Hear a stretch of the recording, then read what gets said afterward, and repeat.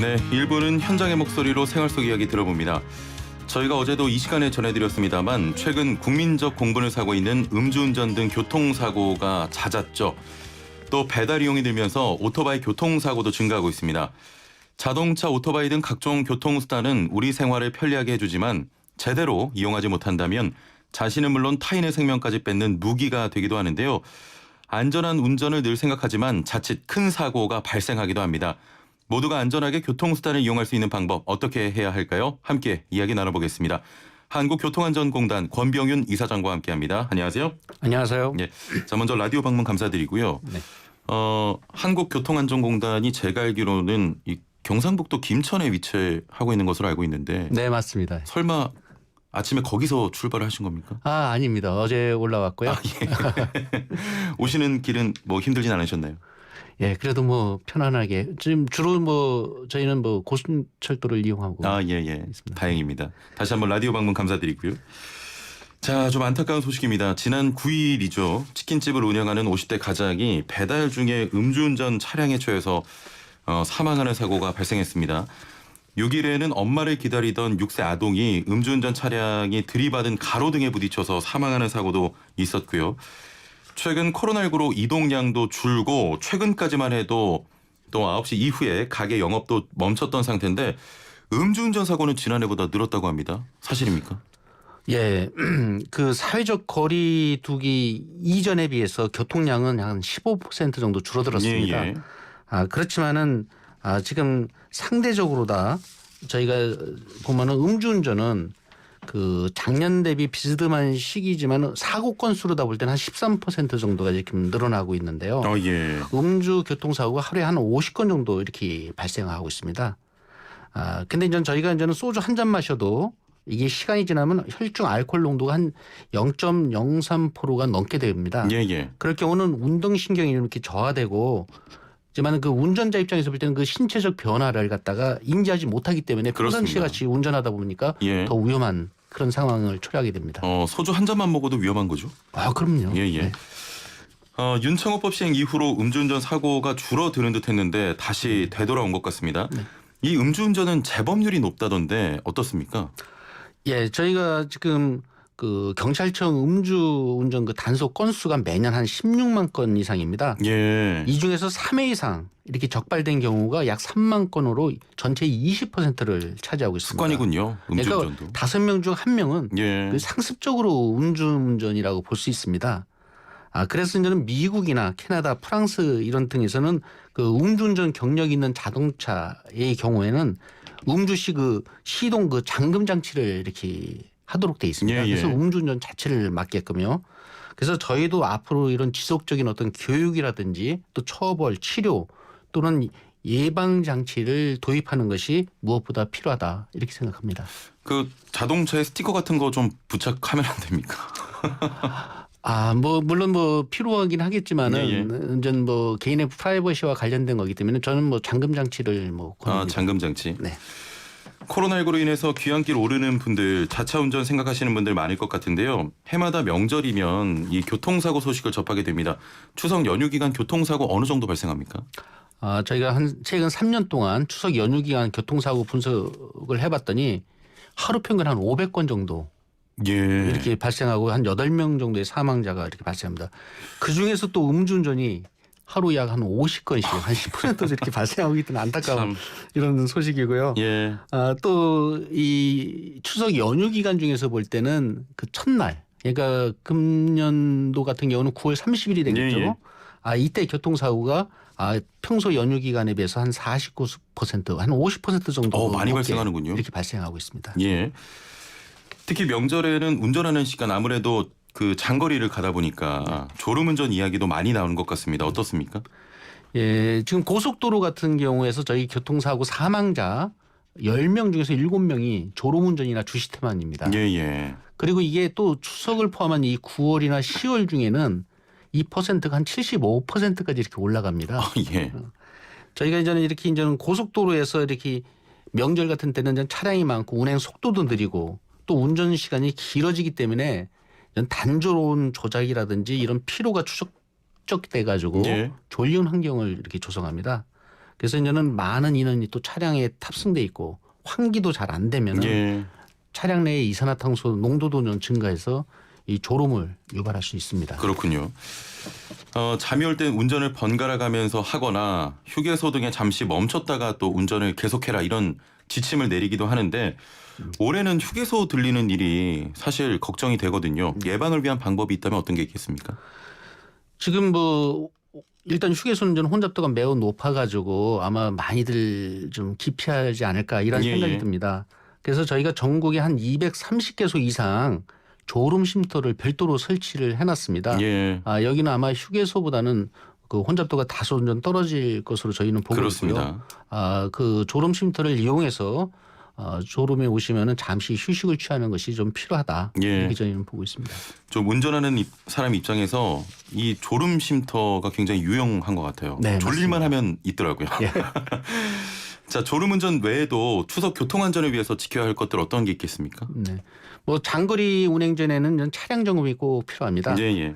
타이어 마모 상태라든지 등하 장치, 그다음에 이제 오일류 점검, 워셔액 보충, 요 4가지 정도는 좀 기억해 주시고요.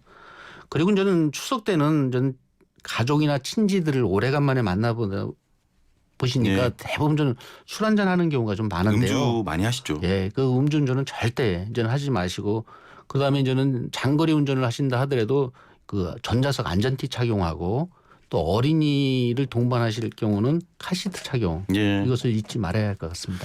아직까지도 그 뒷좌석 안전벨트를 해야 된다라는 인식이 조금은 좀 부족한 것 같은데 이번 추석 연휴 때부터 꼭 뒷자리에 계신 분들도 안전벨트를 착용해 주시길 바랍니다.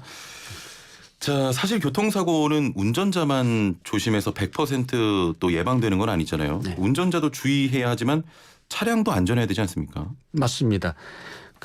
우리가 교통사고를 3가지 요소로 구분하면서 사람, 자동차, 도로 등의 환경 이 예, 3가지를 갖다 이렇게 보고 있는데 저는 사람 같은 경우는 대부분 운전자일 경우는 저는 그 운전자의 인지 능력이라든지 주의력, 어떤 공간 판단력 이런 거에 의해서는 좌우되거든요. 예. 그래서 저는 전방 주시 태만이라든지 저는 또 실수에 의해서 저는 사고를 유발하는데 저희가 그래가지고 운전 적성 정밀 검사라든지 65세 이상의 고령자일 경우 자격 유지 검사 이런 것들을 갖다가 사업용 차량에는 지금 도입을 하고 있습니다. 예.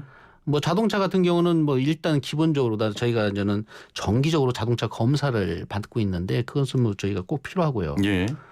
그다음에 이제는 그 자동차를 저는 불법으로 개조해서 저는 과적을 한다든지 하는 이런 문제가 저는 차에 의한 사고를 유발할 수가 있고요. 그다음에 이제 도로 등 그 환경 같은 경우는 전 도로 안전 시설이 충분하게 설치가 네. 되어 있는지 또는 운전자들이 좀 충분하게 어떤 휴게 시간 같은 것들이 지금 법적으로 보장돼 있는데 그것을 준수해서 이렇게 운전을 하는지 이런 것들이 좀 필요하고요.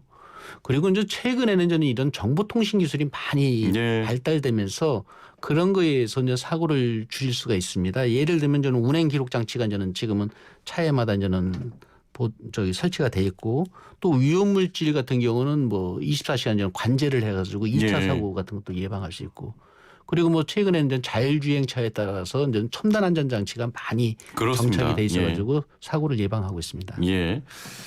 자, 이 교통 이동 수단이 이런 자동차에만 한정된 건 아니지 않습니까? 네. 4차 산업혁명과 함께 새로운 탈거리들이 또 많이 등장을 하고 있는데 최근 그린 뉴딜 정책과 함께 이런 분야에 더욱 집중이 되고 있습니다. 자, 문제는 새로운 탈거리가 등장하면 그에 대한 안전 기준이나 장치도 마련돼야 한다는 건데 이런 부분도 한국교통안전공단에서 연구하고 방향을 좀 잡아간다 이렇게 봐야 될까요? 예, 저희가 지금 그 4차 산업혁명 시대의 대표 주자인 어떤 자율주행차하고 드론 등에 대해서는 저희 공단에서 저는 관리를 하고 예. 이것은 저는 교통 부분에 어떤 신산업 육성도 필요하지만은 또는 안전 부분도 같이 병행해서 우리가 그렇습니다. 고민을 해야 될 것으로 보고 있습니다. 예. 그래서 이제 자율주행차 같은 경우는 저희가 자율차 연구를 위한 어떤 인프라 구축과 이제 R&D 또한 관련 법 제도 개선 이런 걸 통해 가지고 이제 안전 기준을 갖다가 정립을 하고 있는데요. 예. 특히 이제 인프라 같은 경우는 저희가 이제 자율차 안전도를 테스트할 수 있는 KCT를 갖다가 2018년 12월 달에 이제는 만들었습니다. 예. 그래서 이제는 요것을 토대로 해서 이제 앞으로는 자율주행차의 안전성을 갖다가 거기서 테스트를 할 거고요.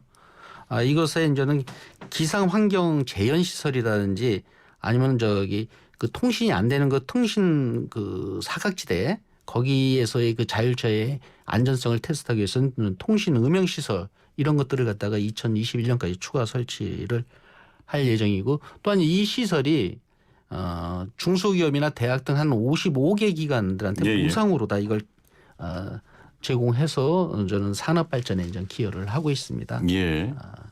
그리고 이제는 지금 뭐 레벨 3다, 레벨 4다 뭐 이런 얘기를 하고 있는데 자율주행차에서 지금 법적으로 볼 때는 레벨 3에 대해서는 금년도 7월 이후부터는 상용화가 가능합니다. 예. 저희가 관련 안전 기준도 제정해서 금년 초에 발표를 한 바 있고요.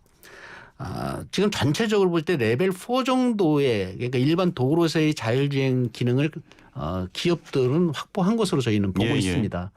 그렇지만 그것이 이제는 자동차로 상용화돼서 출시되기까지는 아마 좀 시간을 좀 갖고 있는 것 같고 저희가 이제는 내년 상반기부터는 실제 도로에서 이런 아마 자율주행차 시를 테스트하는 아마 그런 차들을 갖다가 우리 아마 국민들이 예. 보지 않을까 이런 생각이 듭니다. 알겠습니다. 자, 안전을 위한 역할을 꾸준히 좀 해 주시길 부탁드리고요. 최근 상황을 좀 더 살펴보죠. 코로나19로 우리 생활이 참 많이도 변했습니다. 교통 분야에서 보면 가장 큰 이슈가 아무래도 이 배달 관련 부분이거든요. 올해 이 부분을 좀 중점적으로 다뤄야 할 것 같은데 어떻게 보십니까? 예, 저희가 금년도에 이제는 보행자, 이륜차, 화물차 요것을 이제 교통안전 취약 분야로 저는 설정해서 집중 관리를 하고 있습니다. 예, 예. 저는 가장 저는 대표적으로는 저희가 보행자 안전 관리 문제인데 예, 예. 보행자 안전을 위해서는 저희가 안전속도 5030 정책을 추진하고 있습니다. 이것은 저는 보행자가 많은 도시 지역에서 차량 속도를 줄여서 저는 교통사고를 예방하고 또 사고가 발생하더라도 보행자의 그 상해치를 다치는 그 정도를 좀 낮추자는 그런 제도인데요. 이것은 저는 관련 법 제도는 다 정비가 됐고 내년 4월부터는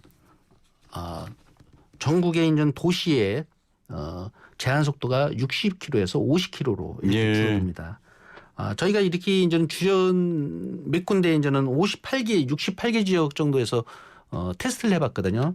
그랬더니 이제는 교통사고는 약 한 13%가 줄어드는 반면에 예. 사망자 숫자는 63%가 굉장히 많이 줄었습니다. 있었습니다. 예, 예. 그래서 보행자를 저희가 집중적으로 관리하면서 또한 이륜차 문제가 요즘 굉장히 심각한 문제가 됐어요. 배달이 많아지니까요. 아무래도. 예, 뭐 배달이 뭐 저희가 뭐 상당히 뭐 한 77%가 늘어났다고 그러거든요. 그러다 보니까 교통사고 이륜차에 의한 교통사고 사망자 숫자가 뭐 한 14% 정도 이렇게 늘어난.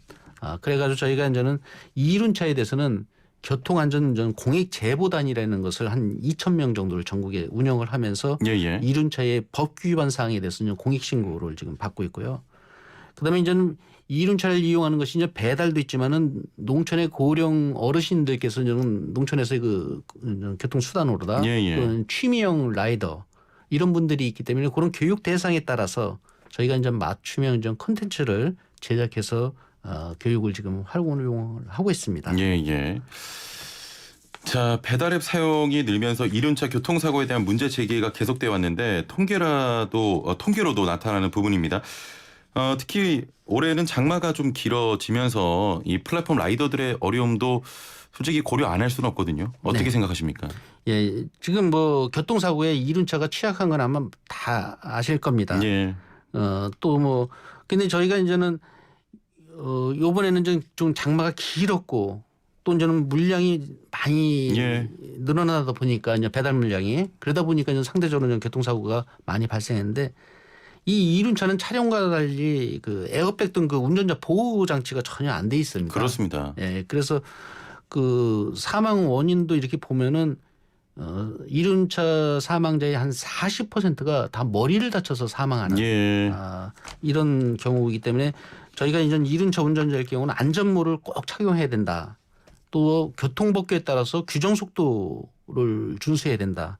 그다음에 신호하고 안전거리를 지켜야 된다.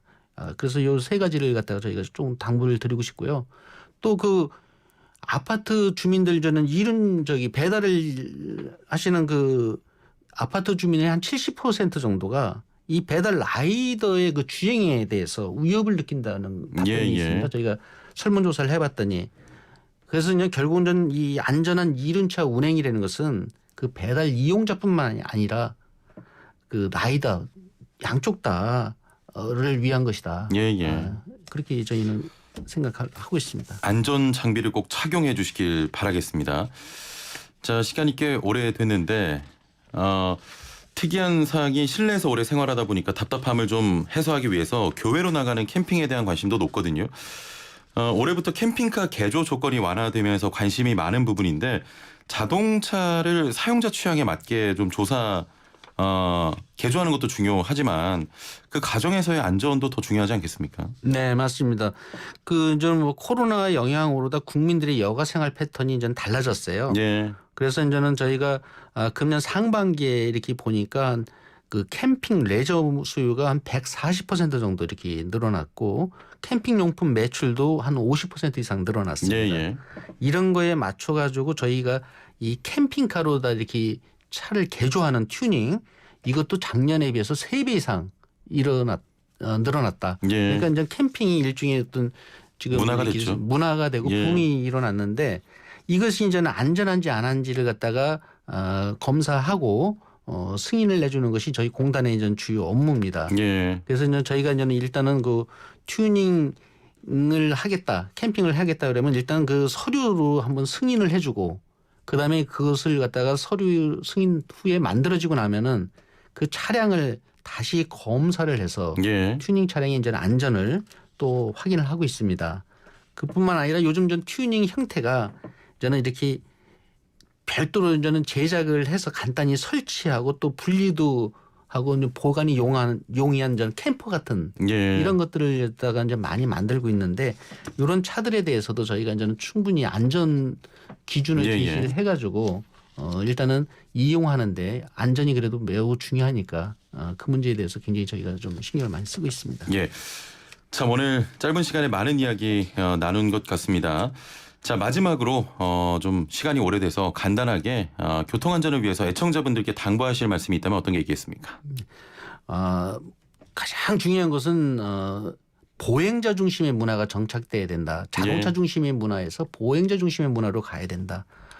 그러기 위해서는 그 도심에서의 속도를 줄이는 안전속도 5030 정책이 굉장히 빨리 정착이 돼야 되고 이것이 정착이 되기 위해서는 운전자분뿐만 아니라 국민들, 시민들의 그 협조가 절대적으로 필요하다는 것을 말씀드리고 싶습니다. 알겠습니다. 국민들의 교통안전을 위해서 더욱 노력해 주시길 바랍니다. 오늘 말씀 감사합니다. 감사합니다. 네, 지금까지 한국교통안전공단 권병윤 이사장과 함께했습니다.